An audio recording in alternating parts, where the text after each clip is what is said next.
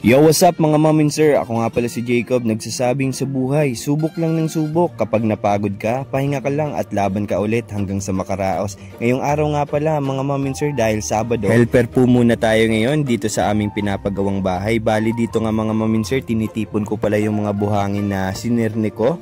Bali kung alam nyo yung sirne, basta yun yung tinitipon yung kinukuha yung mga pinong buhangin mga mom and sir. At dito nga pala mga mom and sir, pahinga muna tayo. At dito nga mga mom and sir, punas-punas po tayo ng pawis. Mahirap na kasi magkasakit mga mom and sir kapag natutuyaan tayo ng pawis. Dito nga sinimulan ko ng haluin yung semento at buhangin mga mom and sir, para mamaya lalagyan na lang namin ng tubig at ready na pang asintada. Ay, palitada pala mga mom and sir. Bale, ito nga pala mga mom and sir yung ginagawa ngayon. Ito yung hamba ng mga pintuan. Bali, inaayos ng mga mom and sir para pagbuli, tawag dito, palitada sa mga pader mga mom and sir is pantay na sa may pintuan. Kaya yan mga mom and sir, papakita ko lang po sa inyo.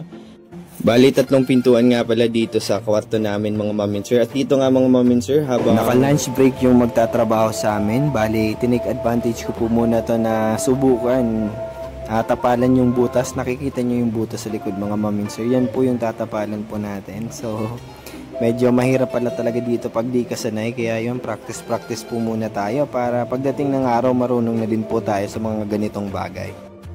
So time check mga mom and sir, 12:08 na, 12:08. So lunch break pa yung namin, nagtatrabaho dito sa bahay namin.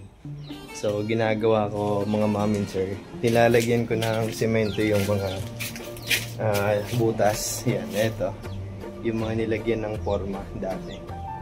So eto, nilagyan ko na ng semento.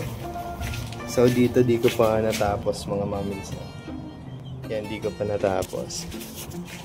Yung eto, lagyan ko na din dito mga mom and sir. Eto, tapos yun, yan, nilagyan ko na. Tapos eto, dito nga pala mga mom and sir, sinubukan kong magpalitada. Eto nga pala, ginagaya ko yung paghahagis ng semento. At sobrang hirap pala na ito mga mom and sir kung di ka po marunong magtimpla at syempre maghagis na ito. Masasayang yung mga semento, mahagis lang dyan sa sahig mga mom and sir. Kaya yun, sobrang saludo po sa mga gumagawa na ito mga mom and sir, dahil sobrang hirap nga pala to. At yun, practice tayo para pagdating ng araw marunong na tayong gumawa ng ganito mga mom and sir. Dito nga mga mom and sir, sinubukan kong ipagpatuloy yung hinahagisan ng semento dito mga mom and sir sa may taas ng pintuan namin. At yan mga mom and sir, subok lang ng subok kasi yun, para naman sa kabubuti natin mga mom and sir, mas mainam na meron tayong kaalaman sa mga ganitong bagay para hindi tayo maging ignorante pagdating ng araw.